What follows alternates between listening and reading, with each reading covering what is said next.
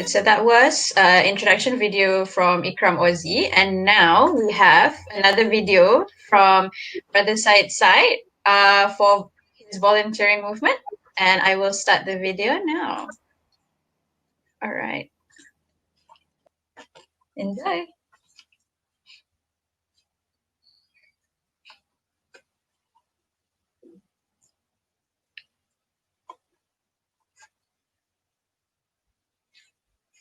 The power to help. Alia, adakah dia start? In reality, we all have help we need.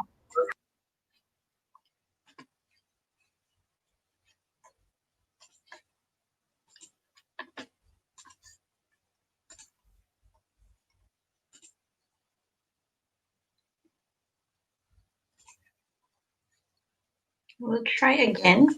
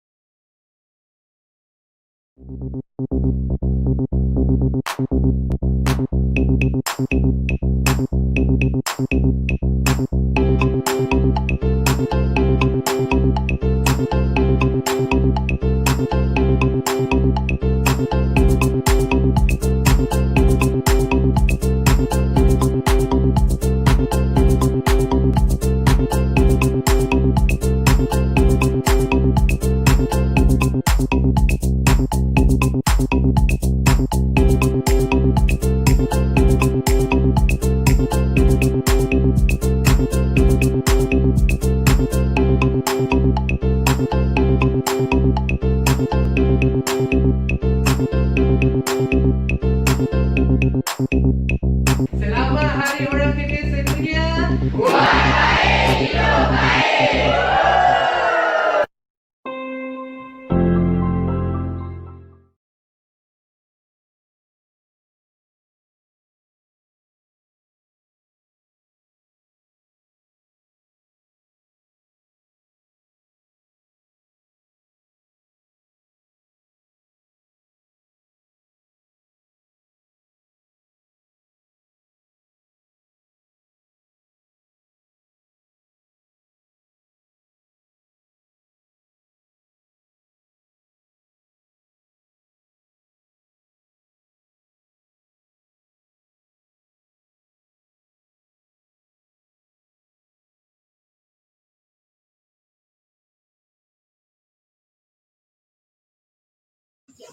All right. Assalamualaikum, everyone. Thank you for coming. This you can turn on your camera and mic as well. And then, thank you everyone for coming to the Creative Leadership Program for today. We have a very special guest that I'm sure everyone has been very excited to meet since like the last 2 weeks. So, just to start off today, I will be the moderator for today. My name is Suraya and I'm currently living in Perth, Australia. And on my on the other side, we have Brother Syed. And a little bit of intro. So we have Brother Syed Zainal Abidin Jamallulail, and he is 33 years old.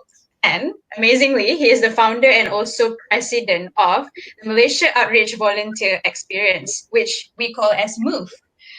And I find the statistics very interesting. So he has organized nearly 350 charity projects locally and abroad, and it's approximately 7,000 beneficiaries have benefited from these various charitable projects for 5 years in the charity field. Yeah. And so there's more than 25,000 hours of volunteers who work in 8 countries who were where 70% of the projects were conducted in Malaysia. But definitely the numbers are so amazing. Like I cannot believe how much work you've done over those years. Yeah. And I find it amazing that Brother Syed works very closely with disabled communities in Malaysia because he wants community to better understand and make the disabled community feel involved in learning and also experiencing what it's like to be disabled, right? And so with MOVE, he manages lots of collaborations with projects with groups of deaf, blind, dwarf, Down syndrome, autism, and rare diseases like albino and many other communities in effort to get the youth more involved and engaged with these special groups. And that's very interesting, I find, because these days there is not much traction and media given to minority groups. And so it's amazing that you're trying to change that. Yeah. And I know that you will tell us about your study background soon because it's in the slides. Very excited to hear about that. And just a bit more. On the MOVE, I see that Brother Syed has progressively developed pathways and guidelines, social entrepreneurship programs, which is very, very important for youth these days to develop their skills and become very contributing people within our community, which I find is very interesting. So a bit about MOVE, your organization, Malaysia Outreach Volunteer Experience. And so the main aim is to empower young people to get involved in volunteerism, yeah, and humanitarian movements by boosting the skills of volunteers and beneficiaries through social awareness, which is very, very important these days, is definitely the awareness. So this is to align with the national and international aspirations to commit the sustainable development goals under the 3 pillars, which is knowledge and awareness and attribute and behavior, and which also brings rise to the opportunity and skills development, which I know Brother Syed has explained to me, and it's really interesting how it all works and comes together. And so all this is definitely to build up the community and support the vulnerable groups and also disabled communities, refugees, and also youth. And he also lives by the motto, which is be kind and live kind, which I find is very, very touching, and really excited to hear what you will share with us today, Brother Syed. How was that intro? Amazing. Thank you. So I guess I will let you get into your presentation. Yeah. Okay, all right. Okay. All right. Okay. Alhamdulillahirrabbilalamin. Wassalatu wassalamu ala ashrafil anbiya'i wal mursalin wa ala alihi wa sahbihi ajma'in. Allahumma salli ala Sayyidina Muhammadin tibil qulubi wa dawaiha wa afiyatil abdani wa shifaiha wa nuri absari wa diya'iha wa ala alihi wa sahbihi wasallam walhamdulillahirrabbilalamin. Assalamualaikum warahmatullahi wabarakatuh. Okay, Suraya, thank you so much. Warahmatullah. Sorry, thank you so much for having me and the rest of the participants. Okay, I just want to share before kita start. Kalau dalam bahasa isyarat, in terms of sign language, when you wanted to greet people in Assalamualaikum, so you have to do like this. This is actually a representative of letter A, alright?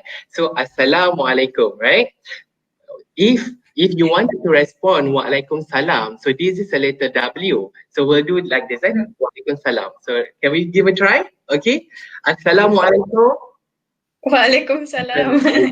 Amazing, kan? And I'm pretty sure in Australia it's very common that people will say, "How are you doing, Mike?" Kan?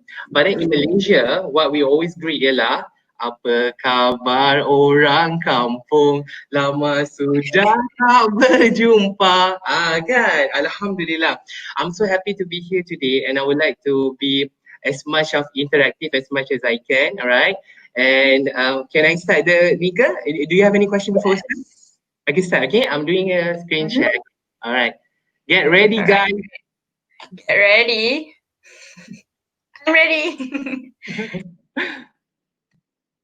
Alright. Okay, Bismillahirrahmanirrahim. So later, I did some posted in polls. Have you volunteered before? Later we check out and please make time to answer lah. Okay, so we have three options. We have yes, which is yes, I'm loving it. No, I don't have time. But thirdly is actually, do we have to? Okay, we'll see how it goes. So today I'm going to share a little bit about the journey that I've gone through. It was really wonderful, and I hope today Allah, whatever I'm saying right now, Allah blessing, and hopefully this knowledge will be used till eternity. Yeah, right. Okay, I have the longest name in the family since high school, since kindergarten, secondary or primary. I have the longest. So my name is Zainal Abidin Jamallulail Abdul Aziz. I'm a Capricorn. I'm born in January 7, right? And I'm the president and also founder of the Malaysia Outreach Volunteer Experience Move. I'm also the CEO of BK Move Enterprise. It's actually one of our initiatives on social enterprise. It's still new, but we are working on it. I'm also the general secretary for another NGO. We call it Volunteering Trade Malaysia. And yes, I love cooking and I love singing. Tengok badan lah, okay? Anyway, this is my academic background. I just want to share this very important. Later, I'm going to rephrase. So I started my academic background in diploma in science biology, right? Because I wanted to become a doctor. Kan? But unfortunately, although I study hard in biology, apparently I score in chemistry, although I don't like it. So then later, my lecturer approached me, Syed, do you want to be a forensic like CSI? Alhamdulillah, after my diploma, 3 years in IKRAM Perlis, UITM, then I continued my study in forensic analysis chemistry, majoring in chemistry in UITM Shah Alam. And later, I've continued working in corporate world, and which I will share later. And then my last study is Master in Environmental Engineering. So it's kind of like science, and out of nowhere, engineering. But that's a good story about it. So I'm not a cat, but my working experience is actually I have worked as a cashier dulu kan, cashier in Paksa Grand, and later I become a substitute teacher for standard 4, and then I received a call from Hazana National Berhad. They wanted to invite me to become one of the participants for GEMS. GEMS is Graduated Employable Management Schemes. That time I went for training in Terengganu for 3 months, and then later my apprenticeship, they put me in Talent Corporation Malaysia Berhad. And before that, I did do my internship in Bukit Aman Forensic Lab. Alhamdulillah. It was a really wonderful journey. Okay, one of the reasons I wanted to share you guys this is actually, I'm telling you, why am I learning a lot of areas? Because I remember one of my friends who I actually love cars, boys can love cars, and they wanted to understand automobile and automotive.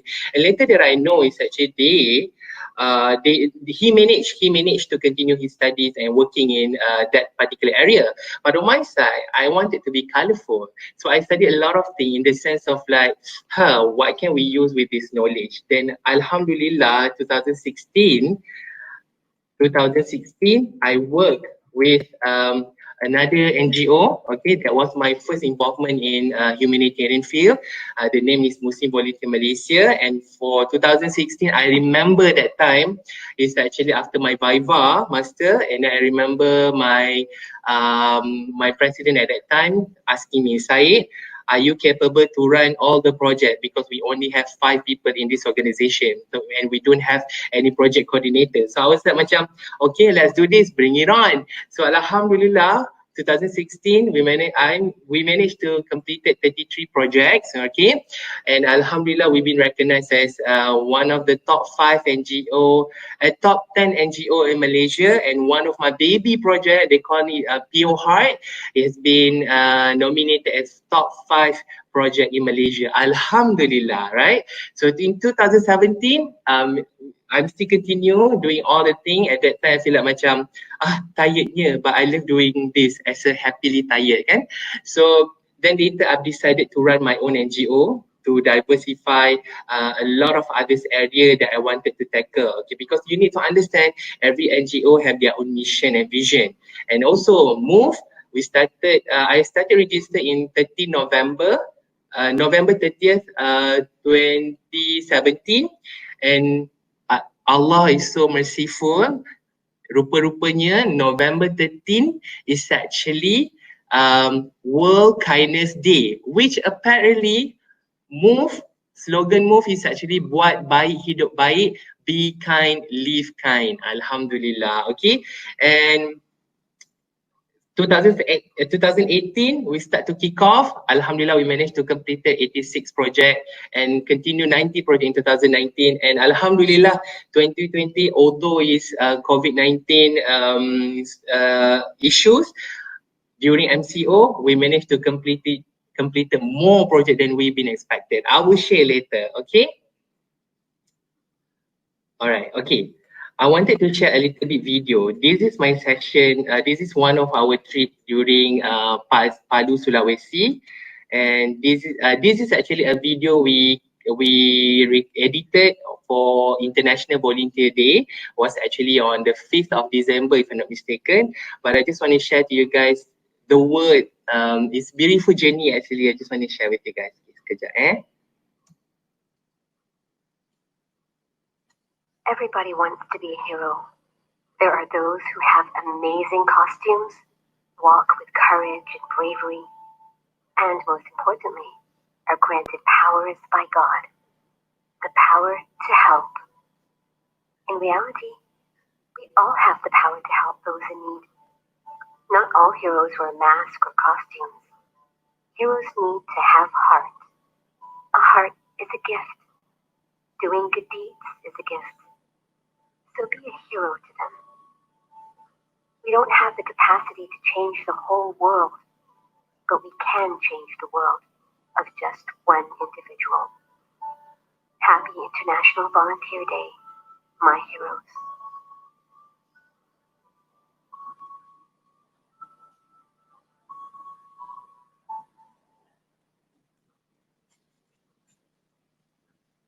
Gitu. Okay, I'll continue my session. Alright, so this is the NGO, Malaysia Outreach Volunteer Experience. You can see volunteer has represented at the heart symbols. It's actually love. Okay, so we have 3 main pillars: knowledge, awareness, attitude, behavior, opportunity, and skill development. So the whole idea, I remember during my master's study, I did the impact of climate change toward Malaysian society, where we measure on 3 areas, which is awareness, characteristic, and behavior. So the measurement is actually for 700 correspondent, right? Respondent. And what happened, we divided into public sector, government sectors, and also university sectors. So I did measure on few. I cannot name the place, but when I measure, although in the government sectors and also public sector, although they are working in that particular fields, in the sense of in the climate change or environmental field, but we found out the research, the result was the awareness was quite low, right? And they don't have the knowledge even lower. Okay, so what happened actually? So here is what we came out. The whole idea, the awareness cannot be stand alone without the knowledge. So the knowledge govern and empower hold the awareness. So I give you some example. If we already know, if we throw rubbish everywhere, all the rubbish everywhere, not into the segregation dustbin, right? Um, Later that we know it will cause where we are supposed to recycle, right? But one thing that we forgot is actually why we have to recycle, because we wanted to reduce the cost of incineration, right? That is it's a multi-billion economy, but then it will waste the government money, the country's money, right? So this is what I'm saying, that if we have the knowledge on the justification why we have to recycle, right, then it will be beautiful because we have that awareness and also the knowledge. So what happened when you have the knowledge, you will share to your friends, to your closest one, right?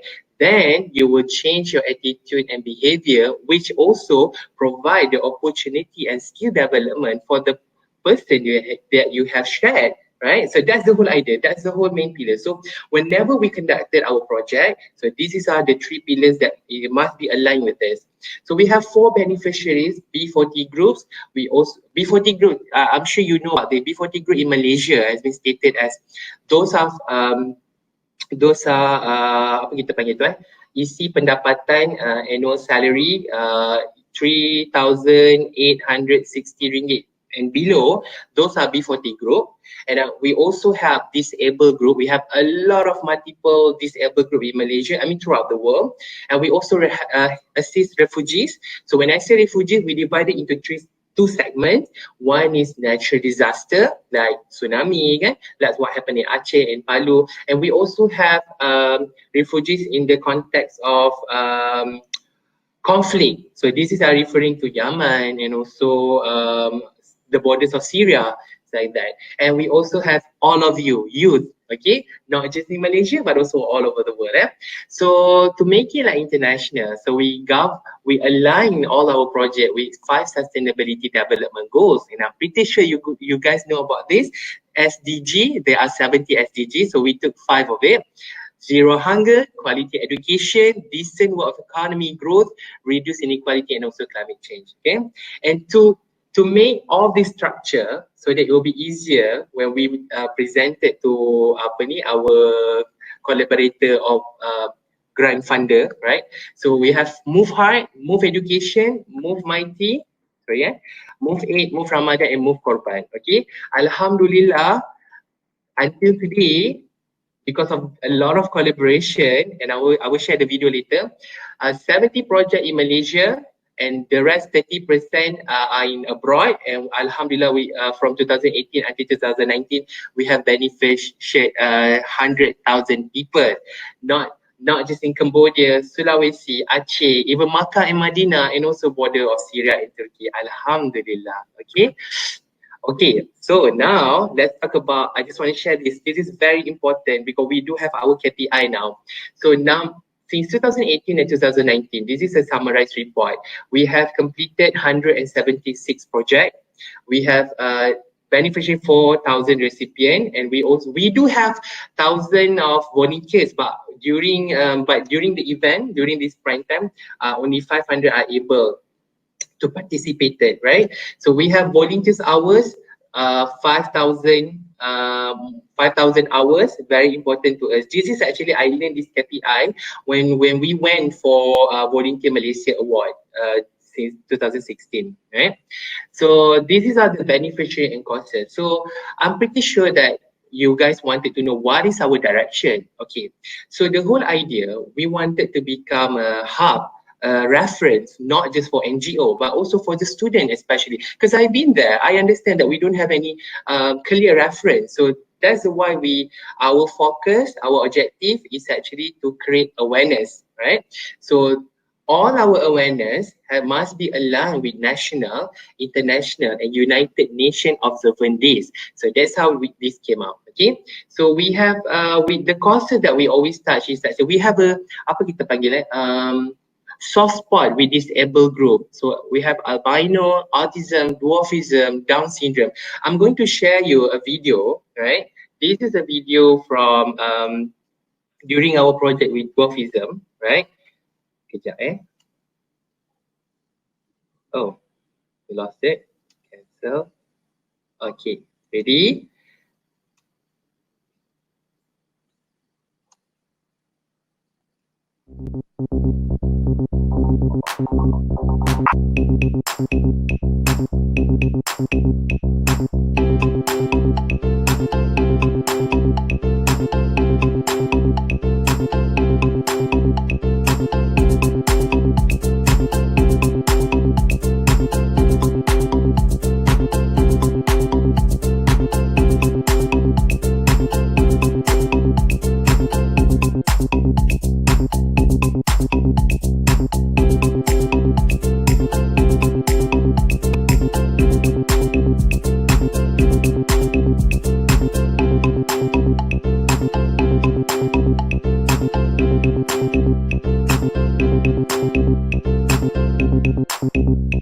Selamat Hari Orang Kekal Sedunia.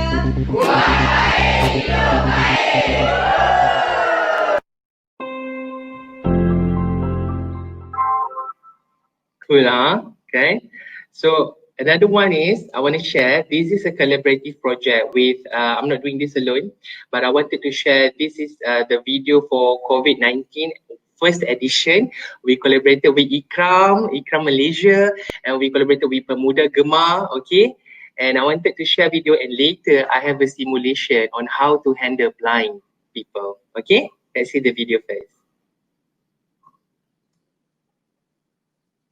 Assalamualaikum dan salam sejahtera. Saya Syed Zainal Abidin Jamallulail, Presiden Malaysia Outreach Volunteer Experience MOVE. Kami ingin mengucapkan ribuan terima kasih di atas bantuan dana anda sepanjang Perintah Kawalan Pergerakan PKP sehingga kini. Alhamdulillah, kerana sumbangan anda, setakat ini MOVE telah membantu lebih daripada 100,000 penerima manfaat dan bantuan ini dijayakan secara sinergi bersama rakan-rakan NGO dan aktivis di seluruh Malaysia. MOVE masih lagi membuka tajaan untuk bantuan projek COVID-19 Food Aid yang kini digabungkan bersama projek Ramadan Luar Biasa Baik 2020. Setakat ini, wilayah bantuan kebaikan MOVE adalah hampir di seluruh negeri, baik Semenanjung maupun Sabah Sarawak. Ini adalah bantuan utama yang diagihkan kepada penerima manfaat. Pelbagai golongan sasaran yang kita telah dan masih dibantu. Sejujurnya, dana semakin hari semakin berkurangan. Kadangkala kami terpaksa maklumkan kepada pemohon untuk bersabar dan bertenang. InsyaAllah kami usahakan dana. Sama-sama kita doa kepada Allah. Dan kerana itulah, kami berterusan membuka platform menderma ini agar dapat memudahkan anda untuk berbuat baik dan kami membantu agihan. Bersama MOVE, mari kita membantu mereka yang memerlukan. Sumbangkan dengan apa nilai sekalipun dan yakinlah Allah akan memberikan kabar gembira buat anda sekeluarga. Dan sudah tentu, ia dapat memberi sedikit kelegaan kepada penerima manfaat. Seperti slogan kami, bersama kita, buat baik, hidup baik bersama MOVE.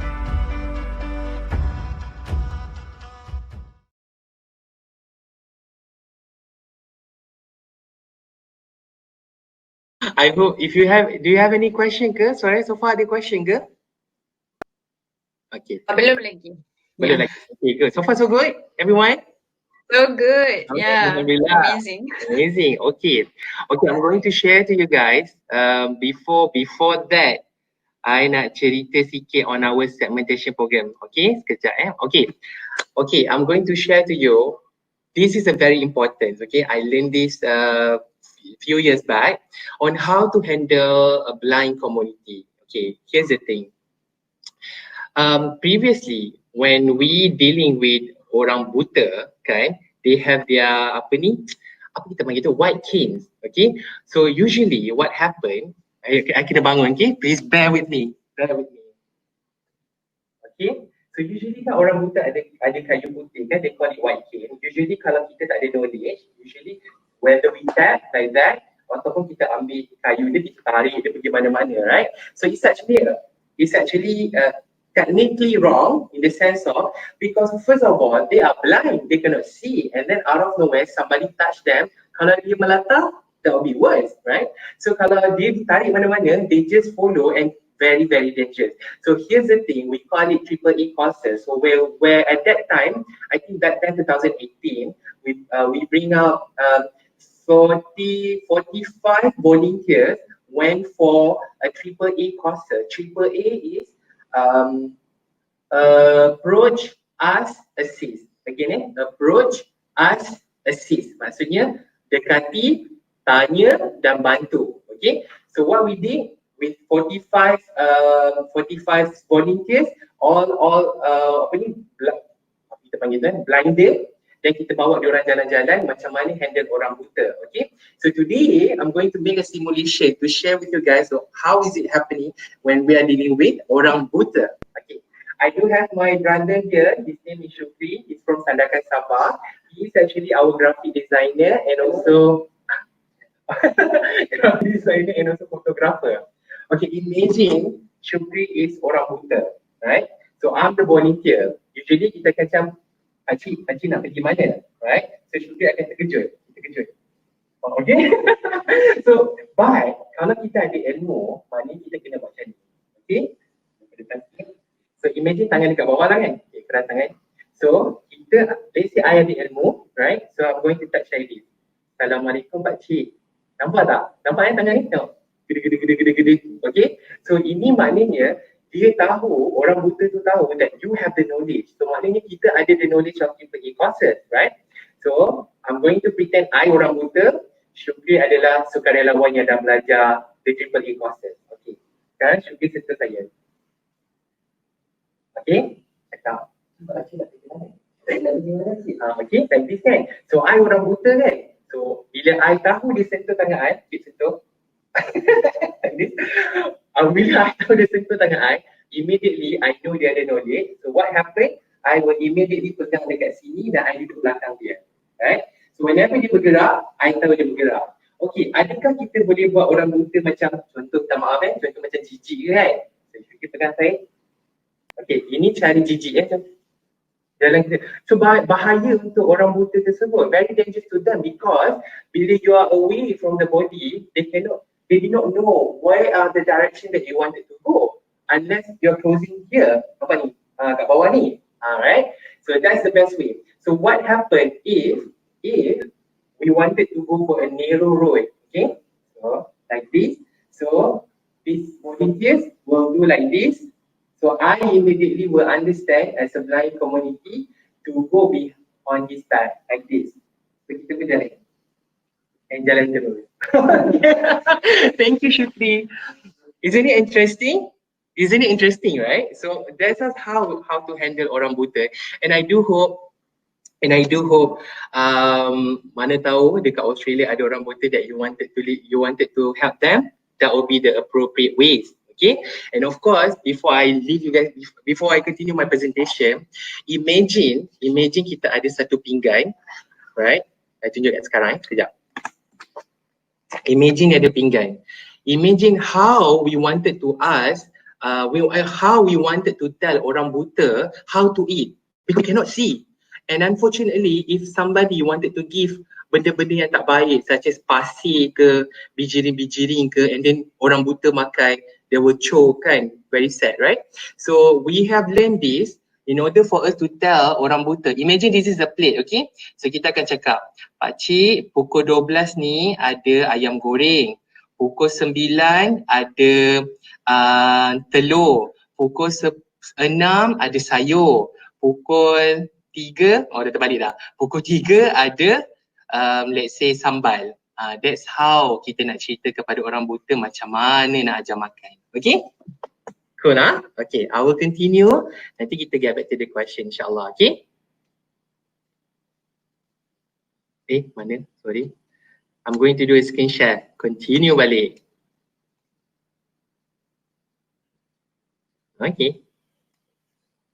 So again, I share tadi kan tentang 6 segmentation of our program. So this is the most important area in the sense of like when we wanted to do a project, it will be easier for us to categorize our project to under in what segmentation of program. So we have 6 segmentation. We have Move Hard, Move Education, Move Mighty, move Eid. Eid is actually move something like relief, move Ramadan, and also move Korban. Okay, very clear kan? Okay. So this is our one of the throwback kindness journey lah that we have completed before kan. Alhamdulillah, it was really a wonderful journey lah. I just want to share with you guys. Okay. So people were asking us, so how do we conduct our NGO and what are the mode of sponsorship and donation? So we have 6 kind of mode, which is we collaborated with corporate. We also definitely 90% of our donation from public. Okay. We also collaborated with Shopee and Boost. You know Shopee, right? You guys did shopping, right? Online shopping. So we are using now Shopee. They have their own charity platform. Boost also have their own charity platform. This month we've been selected again. So Alhamdulillah. So donation can be done in QR code. We also went for grant provider. Inshallah, we are currently working with the National Anti-Drug, where we wanted to assist roughly about like 30 to 100 families to help their kids to become volunteers and create leadership and also other human skills. Right? Okay. And we also have social business like social enterprise kan. Nanti we will elaborate more on social enterprise inshallah. And yes, we do have crowdfunding, and I'm pretty sure that you guys are familiar with Go Get Funding, GoFundMe. In Malaysia, we do have that. We have kita panggil Simply Giving, Kita Fund, we have NGO Hub. Now latest we have Zen Charity from Japan, where they provide a visualizer or something like kita panggil blockchain technology. Okay, so we have 2 kind of sponsorship. We have monetary, very direct, people give us money, and we also have in kind. So in kind will refer to kerajaan based on that particular project, or they just wanted to give saya, I do have Pampers, can I share to you? Yes, you can. Macam dah, so we will have to distribute. Okay. Understand that for the past 3 years when we've been developed, then we start to get crowd. So we have 2 crowd. One is volunteer, 3 crowd. Volunteers. We also have volunteer. We call it Move Relawan. We have 7 type of Move Relawan volunteers. Ada mascot, ada newbies, ada legend, ada alumni, ada celebrity relawan, a lot of sort of the things lah. And then we have funder. Funder ni kita panggil Move Dermawan. Okay, and then we have Asnaf, the beneficiaries. Okay, please bear in mind our beneficiaries throughout all over Malaysia, without prejudice to any races and political view. Okay, so then we decided to create Tabung Hati Move. Tabung Hati Move is actually an initiative lah to help beneficiaries at the moment where they needed the fund to macam emergency. So that's why the education aid, medical aid, business aid. So Alhamdulillah, we will try to cater as much as we can to assist all the beneficiaries. As long it will come back depend on the available fund. Okay. And how do we do that? We have our own SOP. We indicate the beneficiaries. We'll see. We requested lah or any documents, irrelevant document, because sometimes people say that if you want to give, just give. But then we also have to understand that the money is actually has been donated by the public. So we hold the responsibility to make sure it goes smoothly and yang terbaik lah, unggul kan. So we facilitate and also monitoring. Okay, Alhamdulillah. So this is our new project. We call it Project Baik Hati. Project Baik Hati ni, if you read laju-laju, bunyi macam like Project Baik Hati, right? Okay. So this project we conducted like last week. Yesterday was actually the 4th edition, di mana kita pergi ke rumah kebajikan, welfare house, dan kita bawa barangan makanan, but not just simply bawa, but we definitely will ask them what do you need, that we try to cater lah, and then we bring masakan panas, iaitu ketupat dan juga rendang, in conjunction of the celebration of Syawal until Aidil Adha. InsyaAllah, we collaborated with Yoke Kitchen. Okay, so I'm sharing you e-wallet, Shopee and Boost. Okay, alright. So why volunteer? Have you? Let's check out the polls first. Okay. Oh, 7%. No, tak sempat. 92% yes, I'm loving it for 11 kan. Okay, tak apa. Here's the thing. I always fikirkan macam ni tau. Kejap okay, I'm back. So macam ni. Sebenar-benarnya, adakah kita ni volunteer? Are we a volunteer? And usually when I ask students about this, or the public itself, they will tell me, Syed, sorry, I never did my volunteer kan. Tak sempat nak pergi bantu orang. But the thing is, I always say that volunteerism start from home, right? So we already have our parents. That is volunteer. Kan? Contoh, I ambil contoh Suraya, sorry. Contoh Suraya ask, mak dia tanya, Suraya, can you buang sampah? Suraya, can you basuh pinggan? Okay, mom.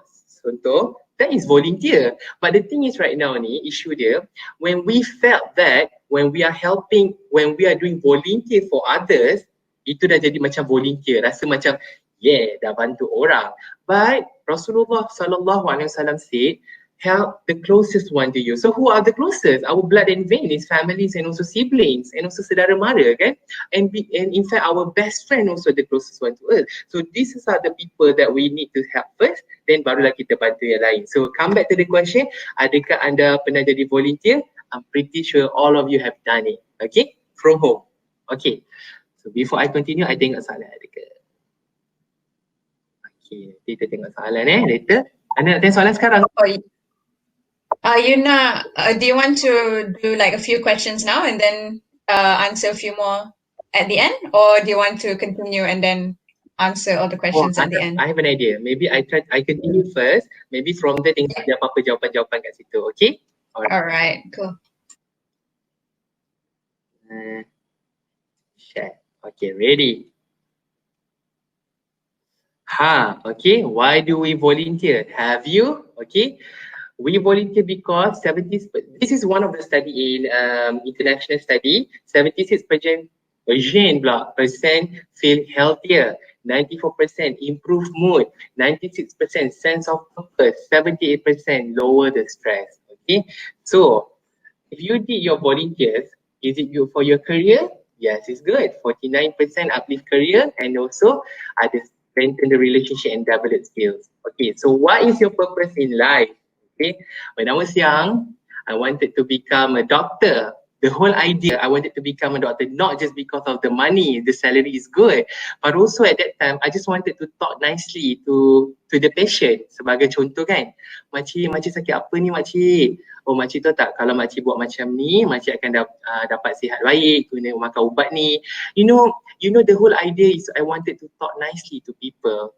That's the thing I wanted to become a doctor, but then rupa-rupanya Allah have had the future for me. I become a humanitarian and I managed to talk to a lot of people nicely, that as many as I want, and it was really lovely, and I met a lot of community, a lot of people throughout my life, alhamdulillah. Okay, and during that time I study a lot about Oprah kan. Oprah kan suka macam you get a car macam tu kan. You get the house macam tu kan. I also wanted to do that but I don't have money, right? So when I did as if like macam if I have money maybe, tapi sekarang ni I buat lah macam kita bantu charity kan. It sounded like macam I also rasa diri I Oprah. Lepas tu jadi macam like you got beras, you got minyak masak, you got biskut or something like that kan. Okay, mission accomplished, life achievement settled. Okay, so but then in Islam, Rasulullah SAW said, khairun nasi anfahum linnas, kan? The best person is the one who benefit all human being. Maknanya orang yang memberi manusia yang baik itu adalah orang yang beri manfaat kepada manusia yang lain. And I'm pretty sure that ada benda macam sedekah, and then we share our knowledge, kan? To other people yang orang guna-gunakan, kan? Those are will benefit others. That's the most important, kan? Alright. So before that, ini adalah cerita pasal starfish. I'm not sure whether have you heard this story before. I wanted to combinekan the purpose tadi tu dengan konsep starfish ni ialah, okay, there's a story. I tell you a story. So there's one, bayangkan at the beach lah, the beach paling dekat. Kat Australia ada beach, right? I dulu dah pergi mana? I pergi Gold Coast. So ada beach kat situ. Dia punya sandy tu very smooth kan, very seronok, macam powdery kan. So ada starfish. So this kid baling starfish ni ke dalam laut. Okay, throwing back all the starfish into the ocean. And then there's one particular old guy, see that, old man, dia cakap, adik, why you are throwing this fish into the ocean? It will take a lot of time. It will waste your time. It is definitely a time consuming. But what the kids say, I wanted to make a change. I wanted to make different for the starfish in the sense of bila dia baling starfish ni ke dalam air, dia boleh continue the life, boleh continue hidup and reproduce more. But then orang tua tu ketawa. So while that particular old man ketawa, budak ni take the starfish again, throw the starfish, and then he said to the old man, at least I make a difference for this particular starfish. Isn't it beautiful? So what is it? What is it we wanted to share about this, about starfish ni? Kalaulah kita wanted to ubah the world and we know that we cannot do that, what if we start from small scales? Why not we help the closest one? Why not we help only 1% on first dulu? Kita bantu seorang je dulu. And we will never know, even kalau dalam Islam kan kita kena buat jemaah, right? So kalau kita buat bantu satu orang sikit, and then lepas tu bantu lagi, it will become greater. So you are helping the world. And I know that we cannot help world in terms of like to reduce poverty, to make zero hunger throughout the world, and we can't do that. Although dah bertahun-tahun dah SDG has been created, United Nations has been created, but we still have that kind of issue. And let's see in dalam Malaysia. Dalam Malaysia we still have other street friends, homeless, right? And although government are trying their best to assist, but they are still there, and you continue ada additional people, okay? But then again, it will come back to your heart. What is your purpose? And if you want, and the best purpose is actually untuk memberi manfaat kepada orang lain. And when you beri manfaat kepada lain, adakah kita nak cari orang yang terlalu banyak? Tidak. You can start from 1% pun dah lebih baik. As example, I bagi contoh. Imagine, I know Dr. Alia is here kan? So imagine kan, Dr. Alia ada kawan tapi ada Suraya sedih hari ni, but Dr. Alia doesn't know that Suraya is feeling sad, right? So what happened? Dr. Suraya buy a Coca-Cola and put sebelah Coca-Cola and Snickers and put sebelah Suraya and say enjoy. Again, Dr. Suraya did not know that, Dr. Alia did not know that Suraya is not in the mood. But then, because of what she gave the Snickers and Coca-Cola to Suraya feel very happy. Because why? Because somebody noticed her, somebody validated herself, kan? Ada recognition kat situ. And you did not know what are the impact, emotional impact for Suraya, for that particular person, okay? So from now onward, I know kita takut nak bagi duit sebab nanti kita tak ada duit pula kan, sikit-sikit. But trust me, share whatever you have. Share whatever you have ni maknanya your knowledge, your duit, your harta, your food. When you cook lebih.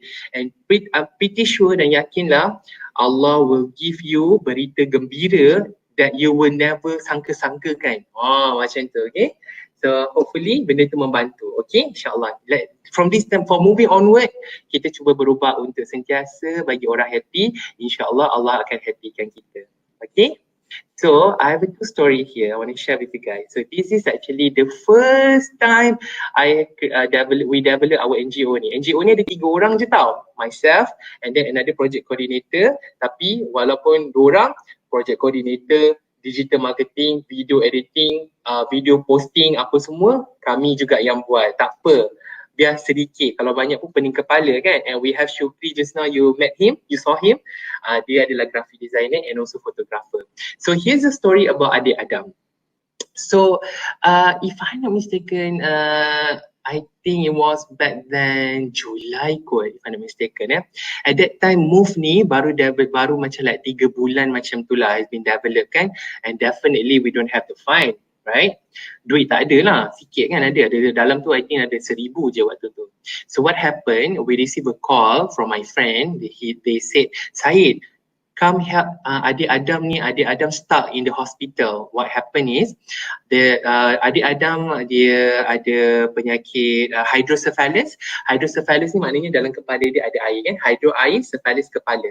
So dalam kepala dia ada air, so dia dihantar ke private hospital because there's one NGO, I tak tahu siapa, janji dengan dia, okay pergi hantar dekat situ, nanti kita akan bayarkan balik. Unfortunately tak bayar, right? Tak apalah, it's okay, no worries. Kadang-kadang Allah bagi ujian ni for us to become better, right? So apparently, Alhamdulillah ada ramai-ramai NGO including MOVE, kita dapatlah dana dan budak tu dapat, adik Adam pun dapat keluar dan balik rumah. We went to the house to give the money lah. Okay. So what happened? So they are actually baru sahaja pindah to a new house. Okay. Sebab the previous house ramai orang complain because ini adalah rumah Baiti Jannah dekat Rawang.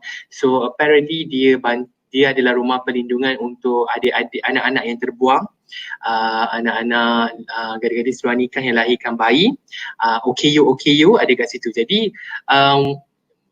nama puan ni nama dia I panggil dia Mama, okay. Mama ni lah yang created this house, who registered apa semua.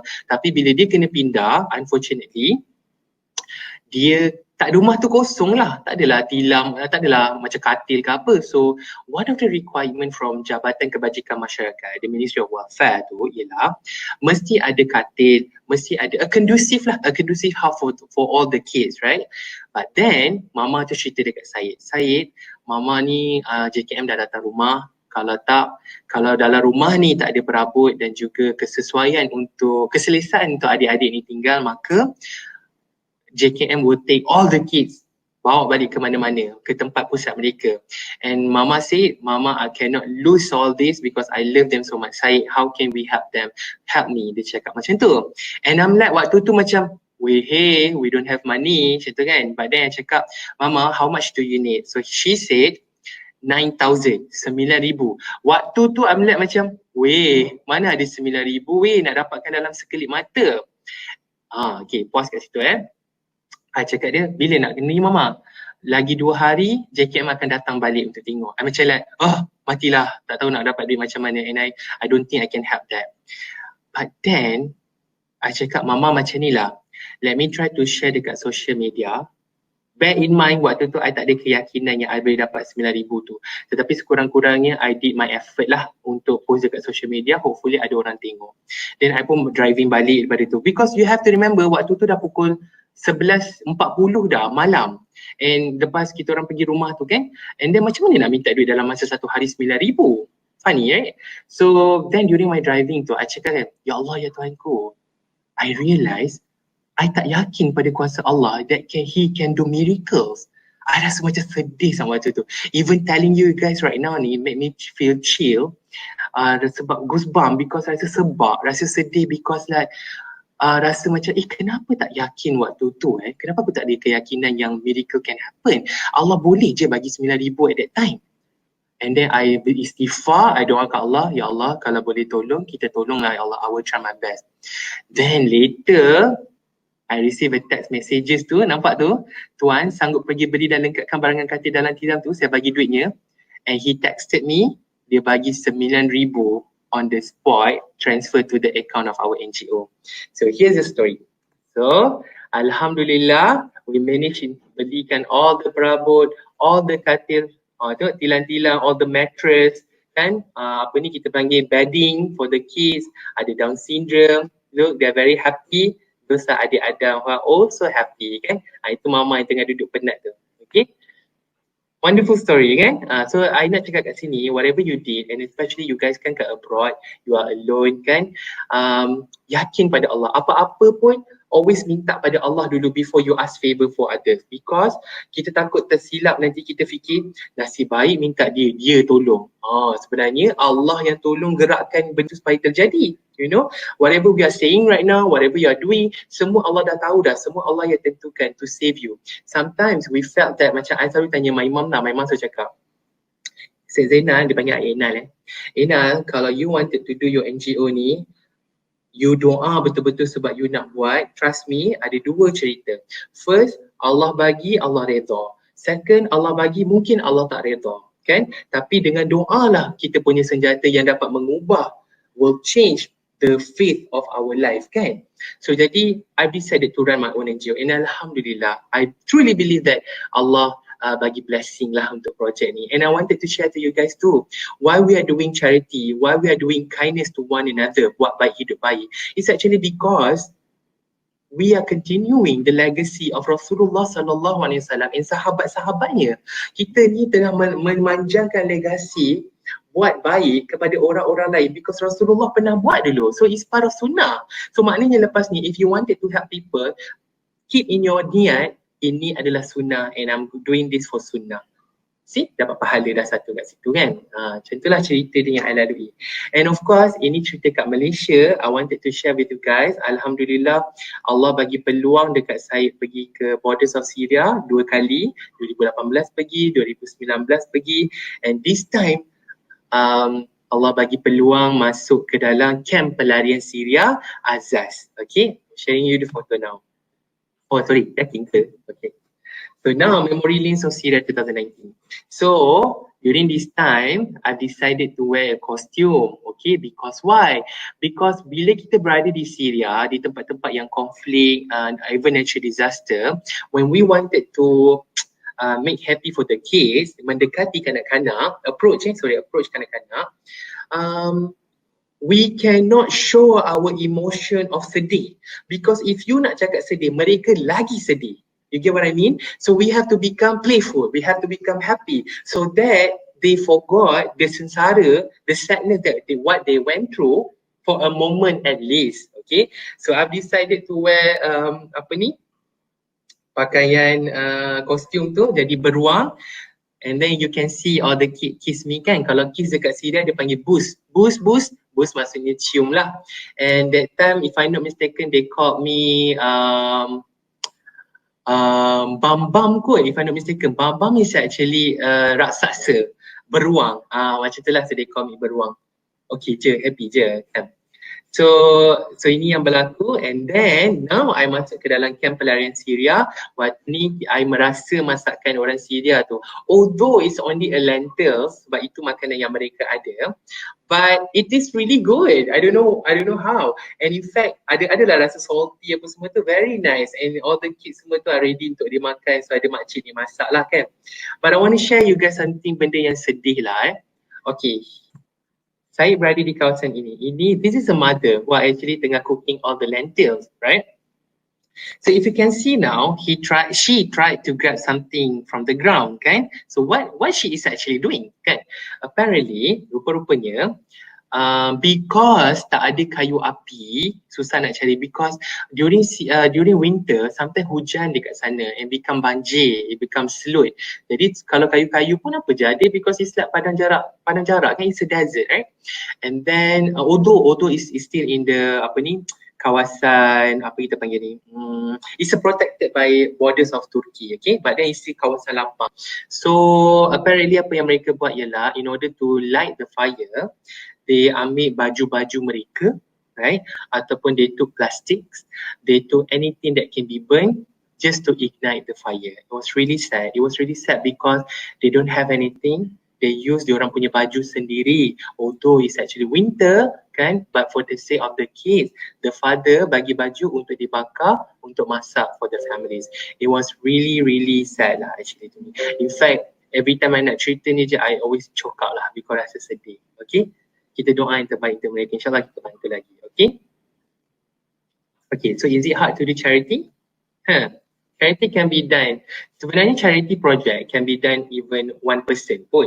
Tapi dalam Islam kan buat jemaah. So that's why teamwork, kan? Okay. So apparently today is 4th of July. It's actually an International Day of Cooperative. Okay, by United Nations.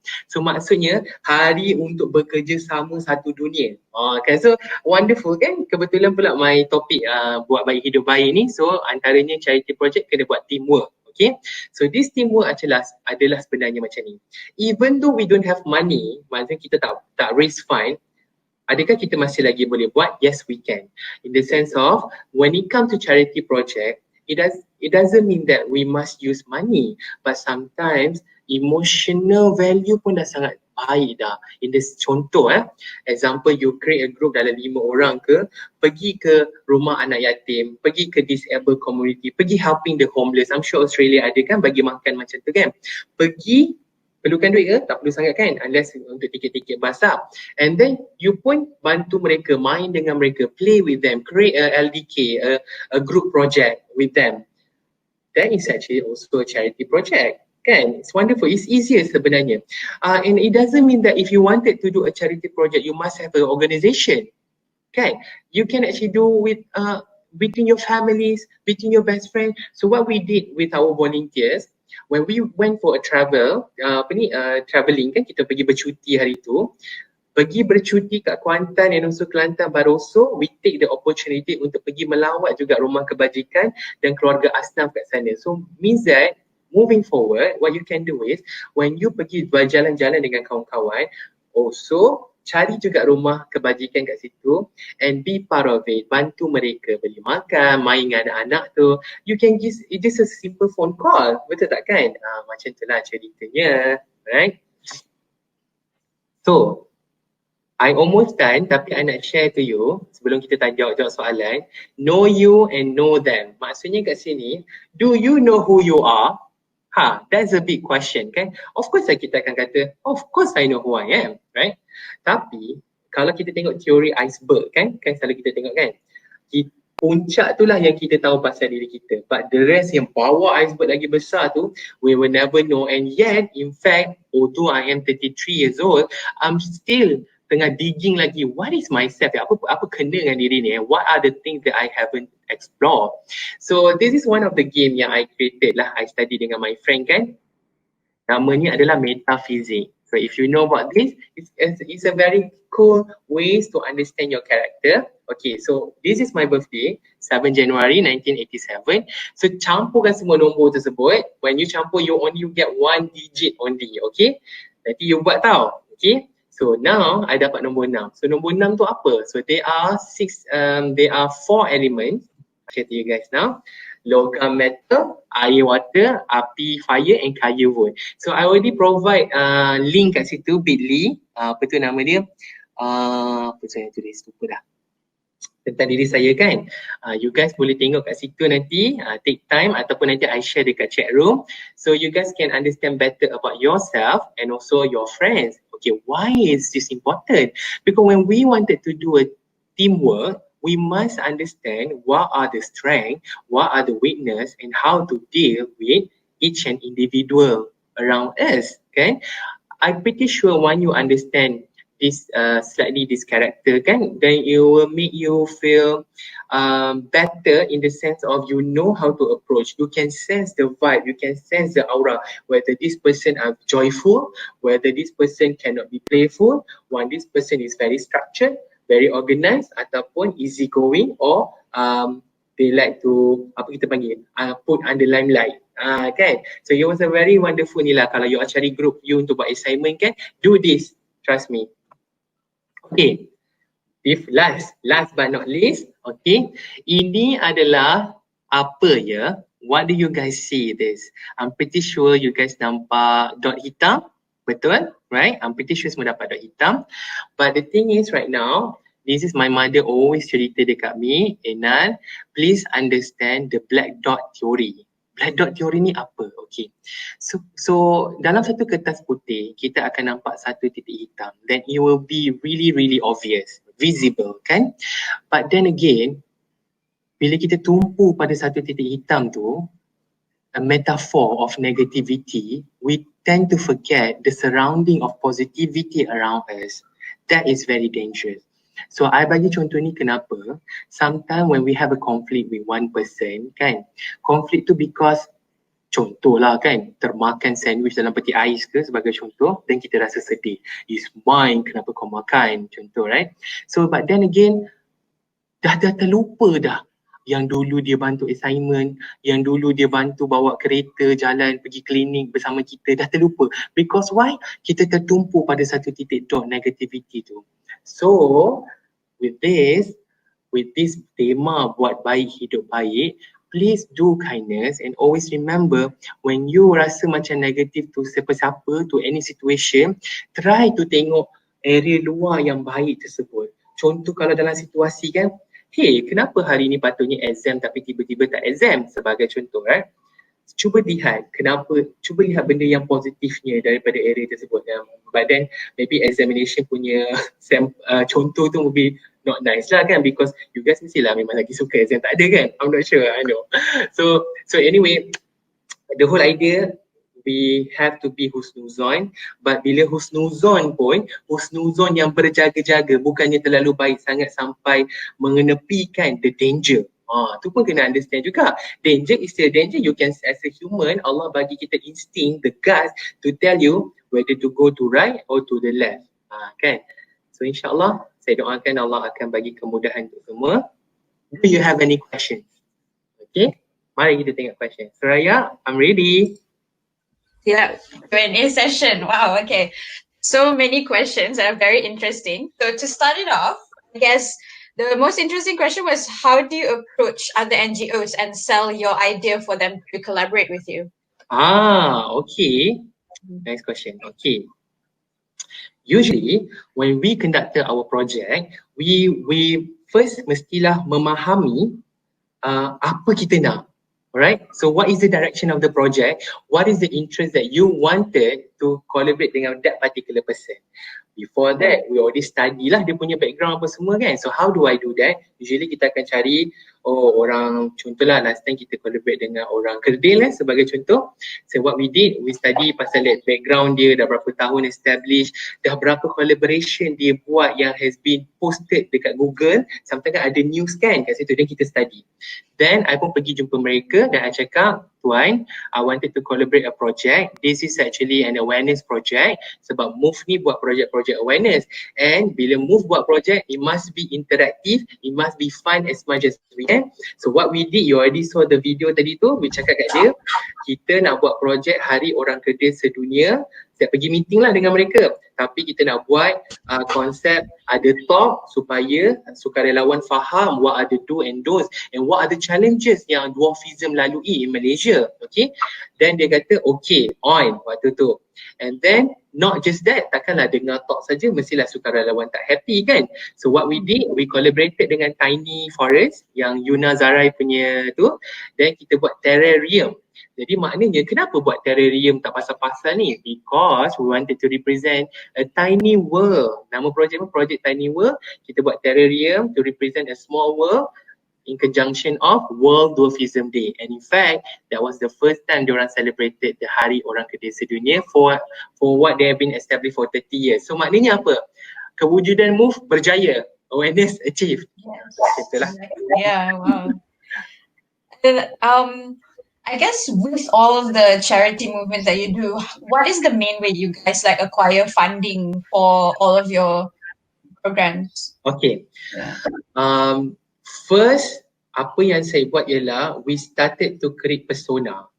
Okay, what kind of persona? Persona ni maknanya throughout our social media, our profile, posted a lot of charity project. Why? Because technically, psychologically, kita nak orang ingat Syed, ingat charity. Macam tu. Ingat orang buta, teringat Syed pernah buat. That's the whole idea. Okay. So because the whole idea, we wanted to become a center, reference of, especially for students, youngsters.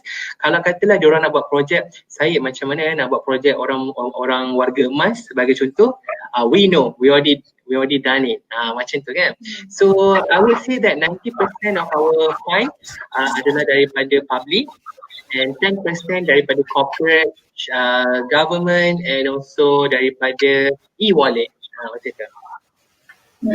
Interesting.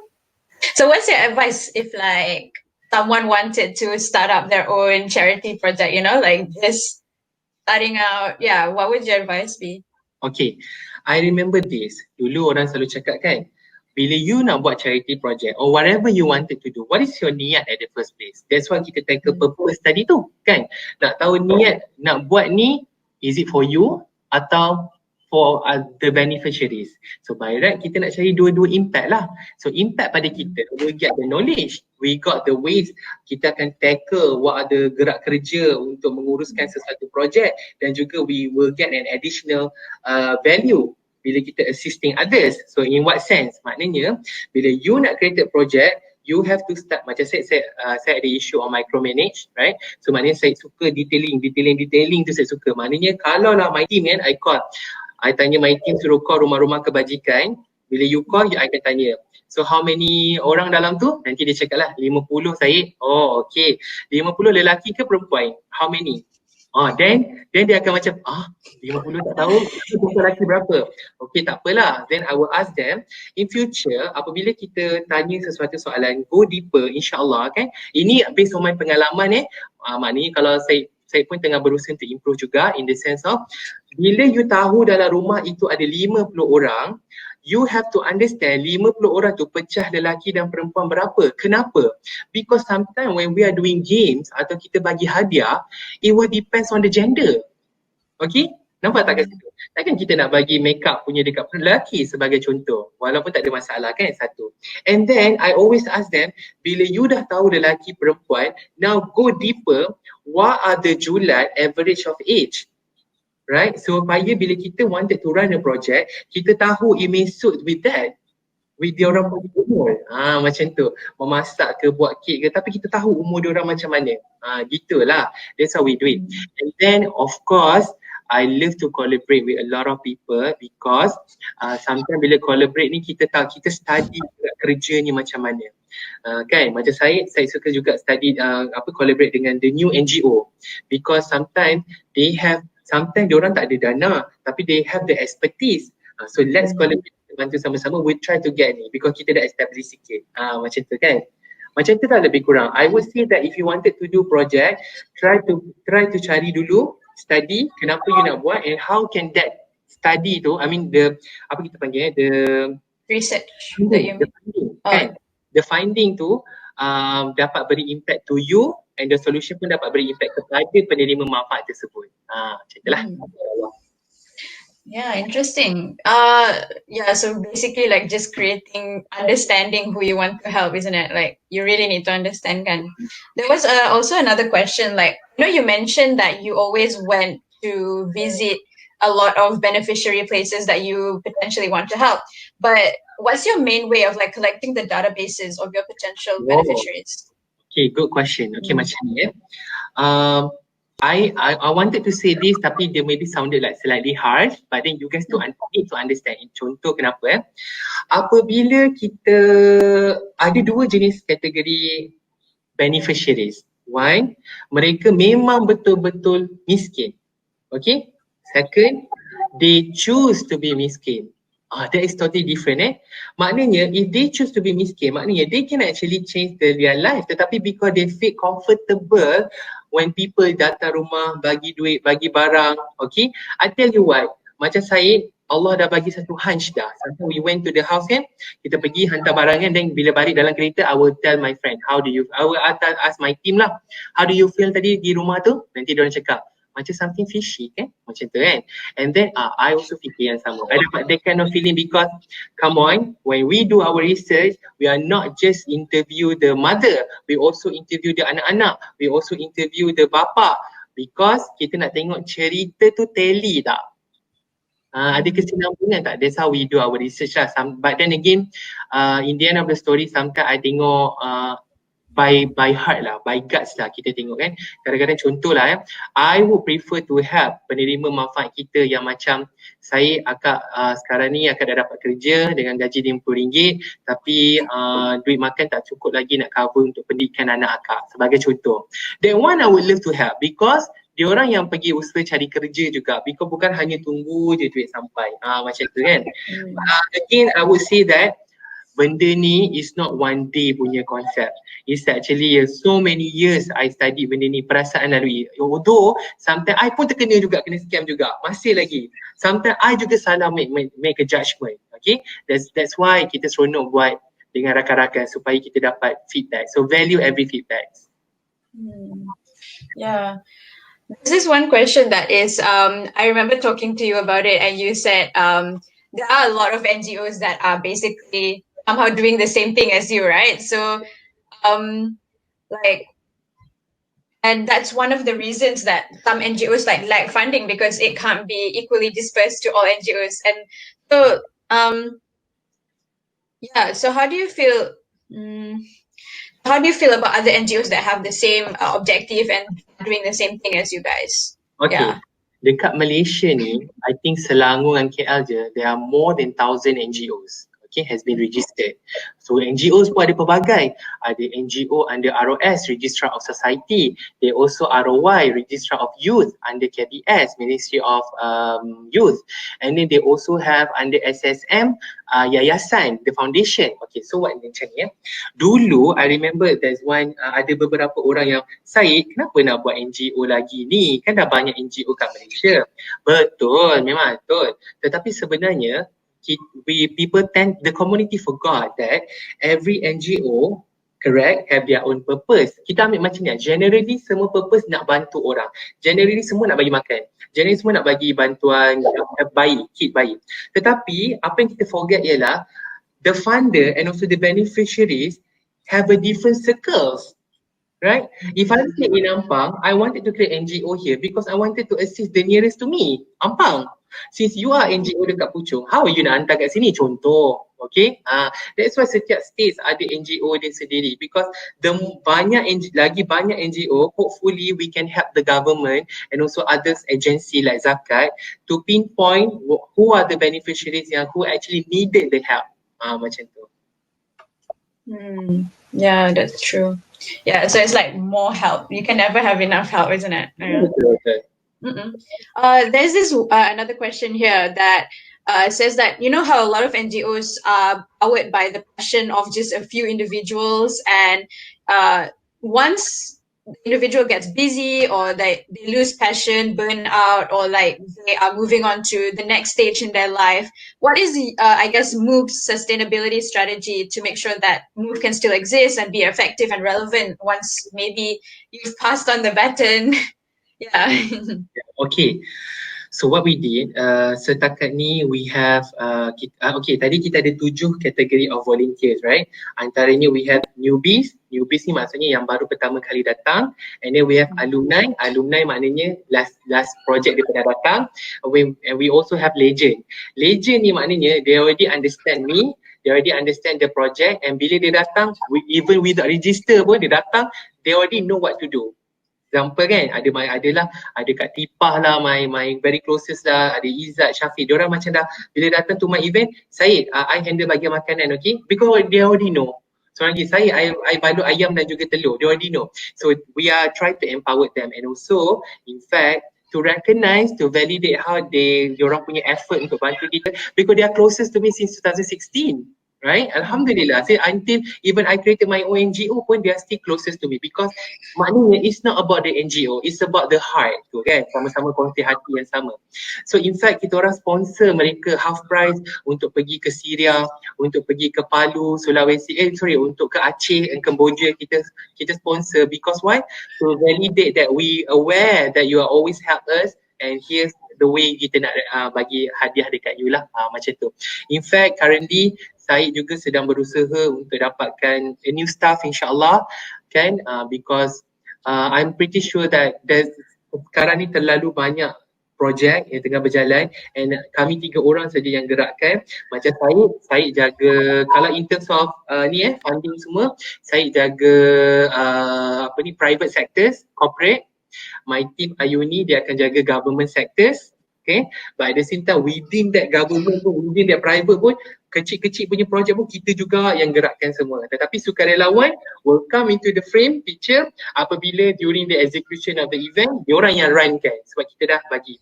So how do we communicate with them? Kita akan bagi communication pack. Macam saya, I'm orang visual. You can see my slide lah, I adalah orang visual kan. So maknanya dalam visual tu diorang dah tahu dah, saya this project perlukan 10 orang sukarelawan jaga makan, 5 orang akan bantu storage, untuk repacking, macam tu lah. Jadi that's how we ni lah. And kita sekarang sedang berusaha untuk berusaha lagi untuk mendekati sukarelawan. But as far we are concerned, in fact, because of the collaboration ni, because of the heart-to-heart moment kan, because you need to understand tau, saya bersama dengan sukarelawan, we did not layan mereka seperti orang besar dengan orang kecil-kecil. Tak ada. Kita layan mereka like a siblings. Kita layan mereka macam adik-beradik. That is how our bonding tu sangat close. In fact, I have to tell you guys, kita kadang-kadang dah tak panggil by names dah. Kita panggil, hi love. Macam tu tau. Laki ke perempuan ke, dah jadi macam tu dah. Because they understand the value tu. One thing for sure, Alhamdulillah, they choose the right direction to become a volunteer rather than they choose the different lanes jadi buat maksiat pula. Kan? And understand juga sebenar-benarnya the beneficiaries yang kita nak bantu is actually our volunteers. Those are emotionally vulnerable when it comes to continue the life ni kan. Likelihood kita kan mencabar kan life ni kan.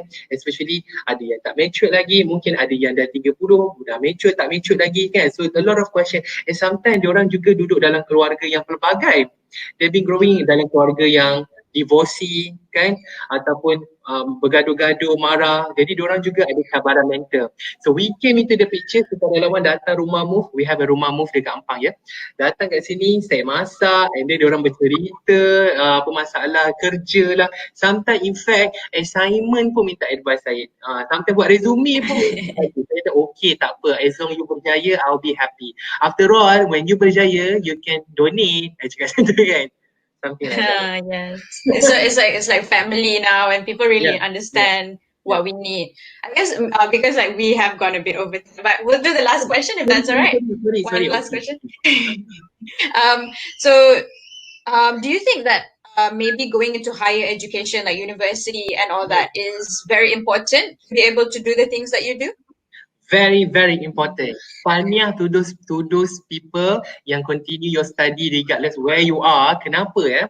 Saya memahami konsep study ni, it will reflect on your decision making. It will reflect on your judgment nanti whatever you are doing. Okay? Dulu waktu saya dapat melihat waktu dulu saya study, lepas saya belajar degree, I continue kerja and then I did my master. And then what happened, I realised apabila ada students yang daripada degree terus buat master, the judgment is different. Kan? The PR is different. The people skill, human skills, communication skills semua berbeza. Macam tu. So but in fact, but the point is, kena belajar because it will govern your mindset ni.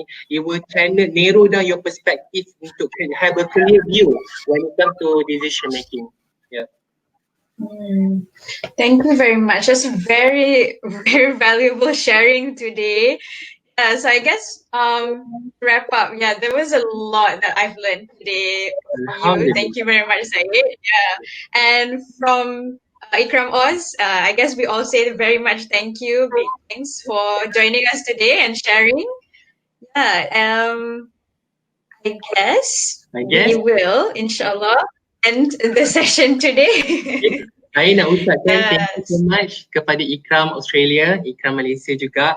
And whenever you wanted to join our volunteer, bagi tahu, kita boleh tengok dekat Be Kind Move. Nanti kita share kan, ada share kan Be Kind Move. Dan insyaAllah saya nak akhiri perjumpaan kita ni. Thank you so much. This is my I think second international talk. I'm so happy. Dulu nak buat TEDx talk, tak berjaya kan. So ni dah dapat, Alhamdulillah. And I would like to leave you guys with satu doa. Ini adalah surah Insyirah. Setiap kali lepas solat fardu doa ni, surah Insyirah ni baca 7 kali. Trust me, banyak miracle yang Allah bagi yang you tak sangka-sangka. Kita baca sesama ya. Bismillahirrahmanirrahim. Alam nashrah laka sadrak wa wada'na anka wizrak alladhi anqadha zahrak wa rafa'na laka dhikrak fa inna ma'al usri yusra inna ma'al usri yusra fa idza faragta fansab wa ila rabbika farghab. Amin. Wah, I love you guys. Thank you so much. That was a great session. Thank you so much, Brother Syed. Inshallah. Thank you. Assalamualaikum, everyone. Assalamualaikum. Bye.